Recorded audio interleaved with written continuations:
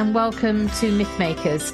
Mythmakers is the podcast for fantasy fans and fantasy creatives, brought to you by the Oxford Centre for Fantasy.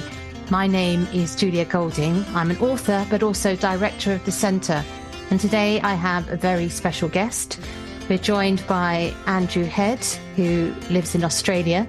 Andrew is a great friend of the centre. He's done several of our courses, and I've interviewed him before about audio versions. One of the many gifts that Andrew brings to us is that he's looking at this from the point of view of someone who is blind. So obviously audio versions of books are incredibly important to him. And I regard him as something as my guru, my expert on all things fantasy. So hello, Andrew. Hello, and thank you for that lovely introduction. Over the last few months, there's been a big event in Tolkien's 50th year since he passed away, and that is the audio version of the Silmarillion has just come out, read by Andy Serkis. This follows on to his previous contributions to the Tolkien audiobooks, where he read The Hobbit, which I think started as a lockdown project, and then he went on to read the entirety of Lord of the Rings. Now he's turned his attention to the Silmarillion, and we're going to give our thoughts on that production. But first of all, before we do that, for people who haven't read the Silmarillion and think, oh, maybe rather than sit down and read it, I'll try it as an audio. Andrew, what are they going to get if they've come from Lord of the Rings and they turn to the Silmarillion? What are they going to get as a listening experience? What's in it, basically? Well, the Silmarillion is basically a prequel, if you will, to The Hobbit and The Lord of the Rings, and it details a vast scope of the history of Middle-earth, particularly focusing on the First Age and the Second Ages of Middle-earth. Of course, everything in The Hobbit and The Lord of the Rings takes place in the Third Age. The other thing, of course, to mention is the Silmarillion is not... It's like a set of working papers that Tolkien had, and it was published posthumously, edited by his son. So we're getting something which has another person's hand upon it, which is Christopher Tolkien. Yes. It's broken down into a number of parts. So the first part of it, there's a couple of creation narratives. And then there's the big chunk, which gives the title to the book, which is the story of these jewels, the Silmarils, which is the first age of Middle-earth or of the world. And then there's a second age, which for those of you who are following and watch the Rings of Power series, that's set in the second age. That is about, well, one of the main narratives is what happens to the land of Numenor, which is the land where Aragorn's ancestors come from, and also the making of the Rings of Power. And then the third age is the one, as Andrew just said, where you've got the story of the Lord of the Rings right at the end of that age. Okay, so we're looking at a long history book, basically. And what would you say you find in listening to the style of it? It's certainly the way it's written. It's because, as you say, a lot of tales and papers were cobbled together or brought together by Christopher Tolkien, J.R.R. Tolkien's son.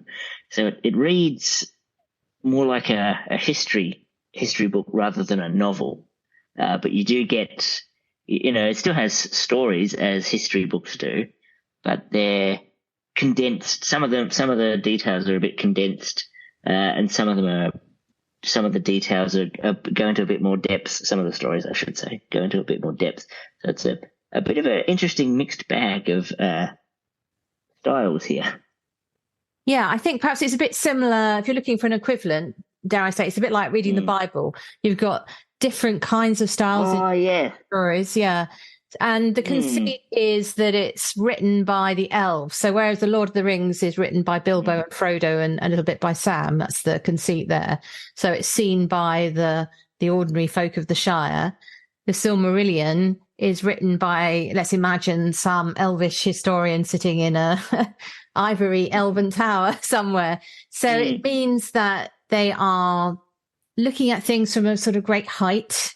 They're not down amongst the weeds and walking through the countryside in the way that you get the lovely sort of physical details in Lord of the Rings of actually the experience of the landscape. Though there are exceptions to that. There are some tales where you do actually feel the presence of the landscape much more acutely. So as you were saying, Andrew, some of the details are there, but it's not an adventure story in the same way. It's like a bit like sitting down to say, read the Bible. And if you're a Tolkien fan, you probably will feel inspired to do that. But if you're not a Tolkien fan, you'll probably think, my goodness, this is strange. This is a strange experience. Okay, so we've actually done podcasts on the Silmarillion. So if you want to sort of go into more detail about this, do dip back into our earlier episodes. Anyway, Andrew, let's get down to the nitty gritty of why we are talking today. And that is, what's your feeling? Because I know that you and I have both listened to the Andy Serkis reading of it. Give me your top 3 takeaways from the experience of listening to it. Well, I think the Andy Serkis's reading itself, the voices that he does, especially, he certainly got away with voices. Glaurung in particular, I was quite shocked by. But is Glaurung the dragon? Yes. Yes, the large dragon that terrorizes Nargothrond and Turin. Yeah, his voice was quite definitely made you think of a large lizard-like creature, very hissing but also deep and very menacing. Pulled that off very well. Certainly the way the tone that Andy Serkis reads this particular book in really lends itself to the high elvish or the high writing style that it's set in. He certainly paints the picture of it being a large sweeping history, shall we say. And one very important thing I got from reading it, especially in from an accessibility point of view. It starts off with Andy Serkis reading the preface that Christopher Tolkien wrote and the foreword, and then it goes on to do part of a letter that J.R.R. Tolkien wrote to a friend explaining the plot outline of the Silmarillion and the Lord of the Rings, because for those that don't know, Tolkien wanted to publish the Silmarillion and the Lord of the Rings as one large book called The Saga of the Jewels and the Rings, but the publisher, realized that the Lord of the Rings itself was going to be a large enough task, so he persuaded Tolkien to focus on the Lord of the Rings first and do the Silmarillion later. Yeah, that's a really good point. Just as in the Andy Serkis version of The Lord of the Rings, he reads some of the appendices, which you don't tend to get in other versions. I also really valued that. I've actually got a first edition of the Silmarillion, so I don't have in my edition those other 2 pieces, which must have been now regularly within the actual Silmarillion books you buy. I've got the one with the first forward. There's been a later forward plus this letter. And I agree with you that letter is very helpful indeed. It's, it's like a crib, What's it? Cliff Notes to the Silmarillion. And I really enjoyed listening to that as well. My top 3, that was one of them. The other is I really thought he did a good job on the pronunciation. Oh, yes. Yeah, because that's the thing which I presumably he's had experts next to him, but there seemed to be, maybe there's some super experts out there who will say, oh no, he got the intonation wrong or the emphasis wrong. But actually I felt he managed this quite arcane language really well. And then the other thing... Yeah, it's certainly in Old English, isn't it? Or more Old English style. Well, yeah, he's like the Venerable Bede kind of style, isn't it? Yeah. Chronicles. And then the other thing, which I think picks up on your point about the voice for the dragon, is that when there were chances to dramatize it, he really went for it. And it showed you how it could be in a way that there's this dramatic story that just needs a bit more writing to make it turn it from this chronicle to a novel. And I really enjoyed that, like you, when he was doing the talking dog Huon and others. There was little moments where I really, really enjoyed it. And I find him very easy to listen to. I'm a bit brainwashed in the same way as when my kids were growing up. I got very used to listening to Stephen Fry chuntering away on the Harry Potter sort of saga that they all listened to at different stages. It sort of went into the bones after a while. I got the feeling that listening to Andy Serkis read The Hobbit, then The Lord of the Rings, and then The Silmarillion is going to have the same effect. I'm going to start hearing him in my head whenever I read the book, which isn't, it's not a bad voice to have. So I think he did an excellent job of the actual performance, the actual reading of it. So, Andrew, but when we've talked about these versions before, you and I have both agreed that we really liked the earlier version, which I think was only from maybe 2015. It's not that old. The Martin Shaw version, reading of the Silmarillion. Do you have any words to say on that? I mean, if someone's already got the Martin Shaw version, do they need to go out and get this one? What would they be missing out if they didn't get this one? Well, they're certainly missing out on the extra information you get in the foreword and the preface and the Tolkien letter, because Martin Shaw version doesn't have it. So if you're, especially from a blind person's point of view, I did not expect those three little beginning parts. So I was quite chuffed to, and it's always interesting to read more on Christopher Tolkien's point of view and J.R.R. Tolkien's point of view. And Christopher Tolkien in particular provides good insight into how and why he wanted to publish the Silmarillion after his father passed away. I think that the Martin Shaw is very, his voice is lovely. It's another voice, not that dissimilar to Andy Serkis. It's resonant. It's got a sense of gravity about it. I would say that he has a couple of little mannerisms which Andy Serkis has avoided. Tolkien rather overuses the word therefore. And when it comes up in the text, and Martin Shaw lands rather heavily on that. Therefore. And once I noticed that, I got a little bit, okay. And Andy Serkis doesn't do that. I was listening out for it. So I think that possibly the Andy Serkis narration has that edge just as a narratorial voice. He gives it more variety. He pushes the drama a bit further.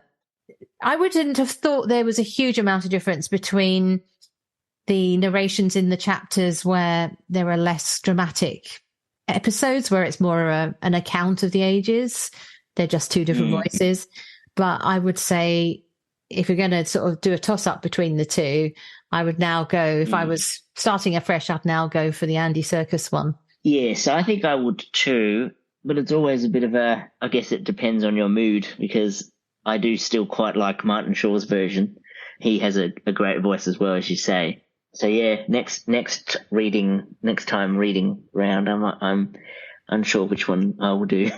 Well, there's nothing stopping us. There's nothing stopping us shuffling between the two. It's very true. For a bit of variety, have one voice read one chapter and one voice read another. I can see an advantage to doing that. Oh, that's a good idea. The other thing I like about the Martin Shaw version is you get music in that one, sort of at the end of each of the main sub stories. Oh yes, you're right. Although I love, yes, you're right. There's great music. It's like a sort of it picks up the feeling of the incoming tide, and it's got a really atmosphere. Yes, you're right. They should have done that with the Andy Serkis one. Yeah. I think it's the same publisher, so they missed a trick there. Oh. Yeah, lovely punctuation marks. Yeah, it really adds a bit to the atmosphere and epicness of the tale. Yeah, they don't seem to do music as much in audiobooks these days. Well, didn't they also? This is us being quite, not many people will have noticed this, but I think the old Lord of the Rings reading by, I've forgotten his name, Robert Ingalls, also has music at the end of each book. It does, yes. Yeah. Bring back the music. Yeah. So let's talk about our favourite parts. We can put aside, the two narrators. Well done both for sitting there and reading quite a difficult book. What is your favourite part of the Silmarillion? If you were just going to dip back in and listen to one or two chapters, what would you go for? Oh. Now, I've stumped you there, haven't I? Yes, that's a difficult one. Well, you said a couple, so it would have to be Beren and Luthien, and then it would have to be the Calabeth, or the downfall of Numenor.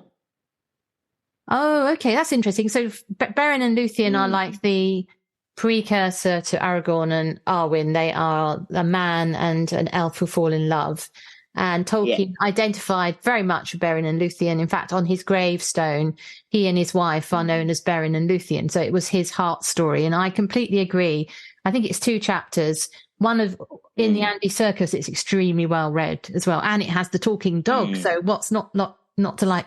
There's the folkloric structure of the hero being set an impossible task. He has to go and get one of the Silmarils from the hand of Melkor, who's like the biggest baddie of them all. It's very much like one of those fairy tales. He sets off, and Luthien, who is actually really the hero of the tale, let's face it, she goes with him. Hooray! One of the, what's the word? Are we allowed to say kick-ass heroines of Tolkien? Doesn't feel very Tolkien. Feisty. Maybe that's a bit more Tolkien. I'm not sure I'd go for the Numenor section, but I would go, though it is fascinating.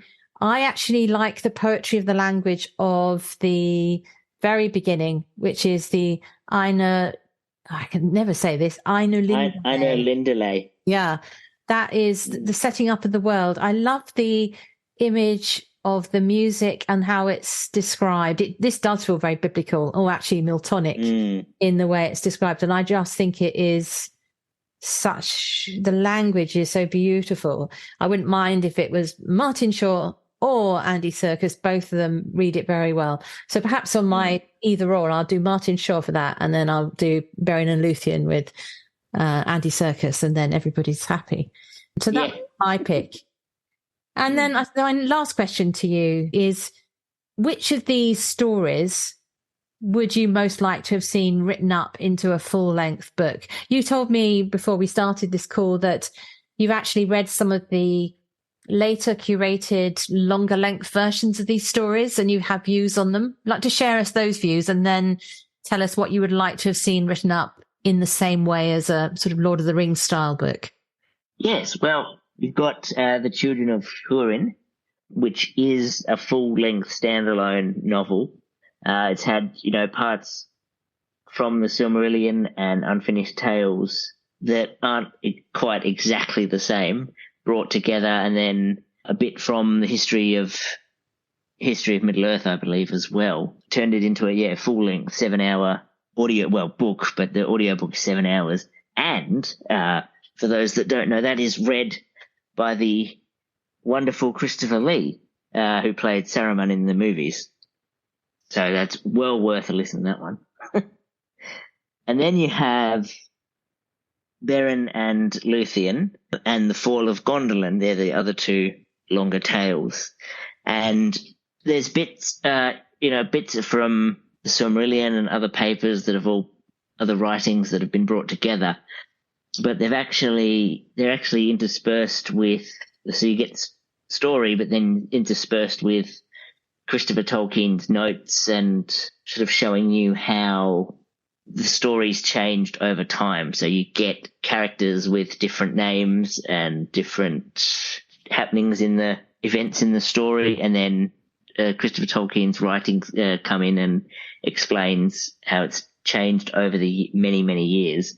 And then you get the next part that's, how do I put it, similar, sort of shows this story evolving over time. So it's the successive drafts of the story? Yes, that's it. Thank you. Yes, and he sort of all brought them together.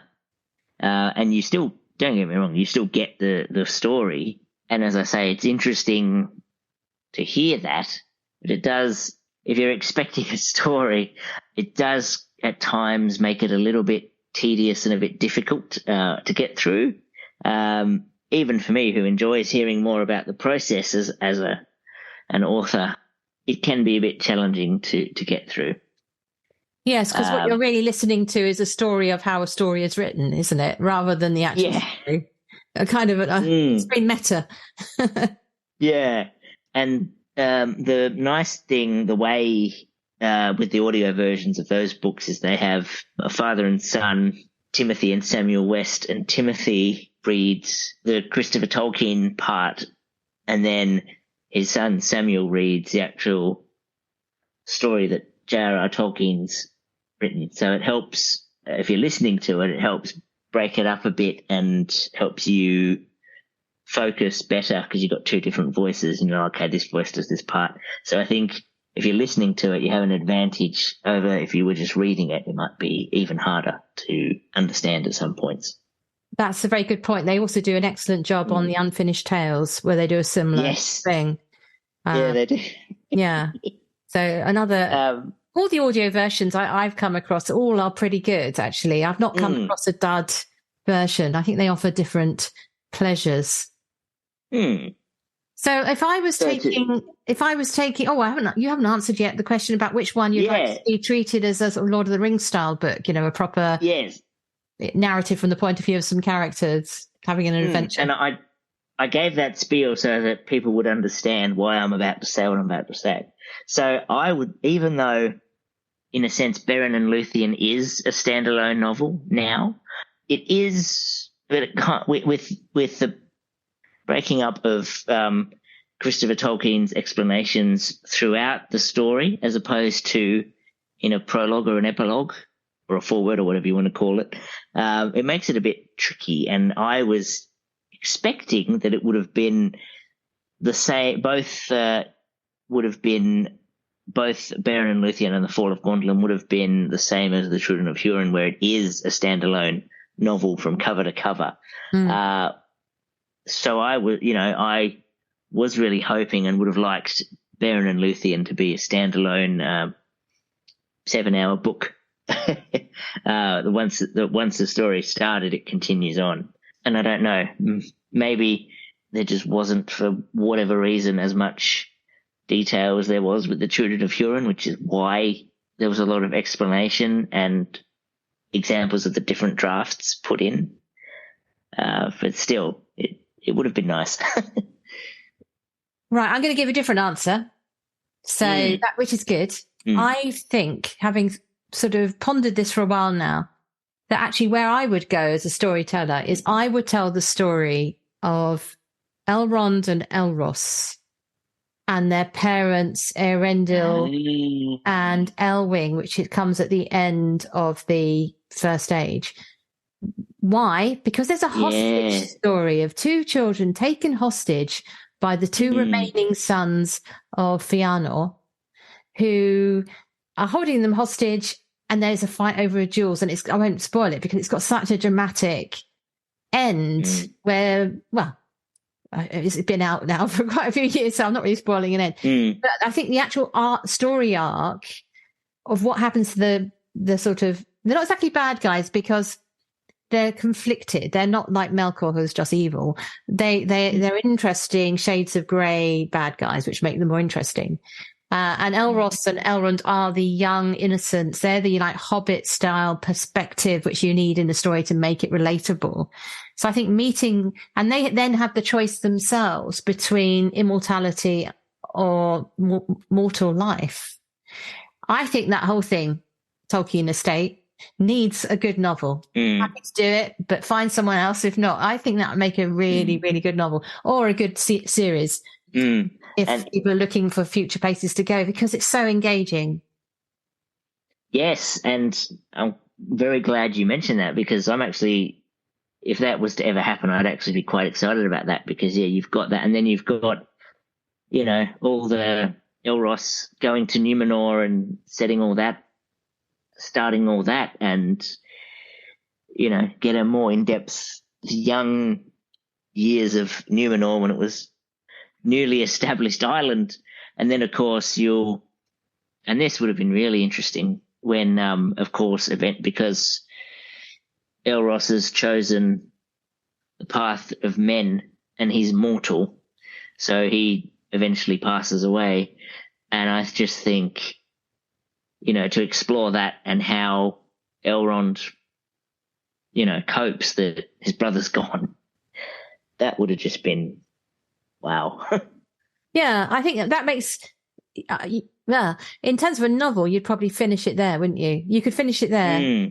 That's like a epilogue with the brother dying and some sense of what's to come. Anyway, I've already written this in my head. I know they control everything so fiercely that this is just on my wish list. But that's what I would have asked Tolkien to do if he was still with us, or if they let somebody else have a go at it. If they do release the rights at all for the first age, that would be where I would go as a storyteller, because it brings in the history of the Silmarils, but right at the end of it all, when the fate of the Silmarils is actually settled. Anyway, I doubt anyone's listening from the Tolkien estate, but that's what I think has story potential. Andrew, thank you so much for talking this through. We always like to end with where in all the fantasy world is the best place for something. And on this theme of narrators and stories, I wonder if you've got an idea of where is the best place to go and listen to a story? Have you ever sort of thought, I'd really love to be in such and such a location and listen to a story told by one of the storytellers of legend? While you're thinking about that, I'll give my answer. I think I would like to go, and there's a very sweet book called The King of the Copper Mountain. It's a Dutch storybook, and it's about an old king who's dying, and every so often there's a knock on the door, and in order to keep him alive, the doctor who's treating him has sent different animals to tell him a tale to keep him happy whilst he looks for the medicine to cure him. But the ones that come are so surprising. There's the more predictable fox and what have you. And then there's a swarm of bees. They come tell the story. And then there's a dragon, bit out of left field. I think that'd be really interesting to be with the King of the Copper Mountain, waiting to see what animal is going to come through next. Have you got a favorite place for storytelling? I'll give two. So my last answer was it'd be great to be in Rivendell with the elves and listen to the epic tales told by Elrond or one of the other elves over a feast. But I also think another good place would be Cair Paravel in Narnia. And I'd certainly like to ask what we don't get when reading the Chronicles of Narnia. Well, we sort of do with The Horse and His Boy, but I'd like to ask Peter, Susan, Edmund, and Lucy for more stories of what they did during their reign in Narnia. Because what did you actually do? Because we hear so much especially in A Horse and His Boy, so much is alluded to, but we really don't see too much of that. Well, that's a lovely thought. I think I'd also like to ask some of the talking animals to tell their tales from their point of view. That'd be fun. Oh, of course. Yes, of course. Yeah. Great place. Thank you so much, Andrew, for talking through the Andy Serkis reading of the Silmarillion. I think we're both for giving it a thumbs up, aren't we? Which is nice. Absolutely. Thank you very much for listening. Thanks for having me again.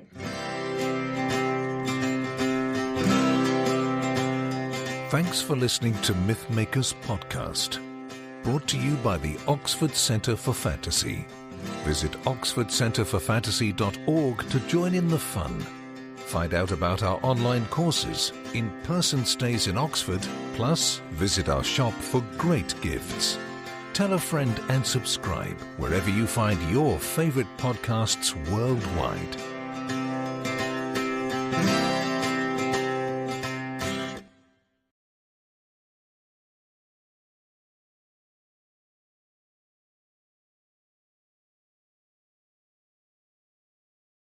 Dinner time. It's where little moments are cherished. With Blue Cash Preferred, get 6% cash back at U.S. supermarkets and bring everyone together. We did say everyone. Learn more at americanexpress.com/explore-bcp. Terms and cashback cap apply with Blue Cash Preferred.